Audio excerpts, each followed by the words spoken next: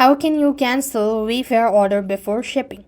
To cancel your Wayfair's order before it ships, you must act quickly as there is typically a narrow window before the item is prepared for collections by a carrier.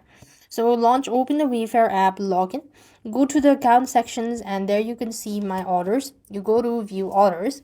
Here you just have to look for the particular order or the specific order that you'd like to cancel. Then you have to check eligibility. That means look for the cancel button next to the specific item, and if the button is visible, you can still submit a request to cancel it. You could just select the item, follow the prompt to request cancellations, and provide a reason if asked. You might be charged with certain amount of fees as well. Now, in many cases, you will not be able to do this, or you cannot find the cancel button. So in that case, you have to make sure to get the order or receive the order, and later on you could simply return the order, or you could directly contact support team regarding this sort of issues and see whether they will be able to help you out or not.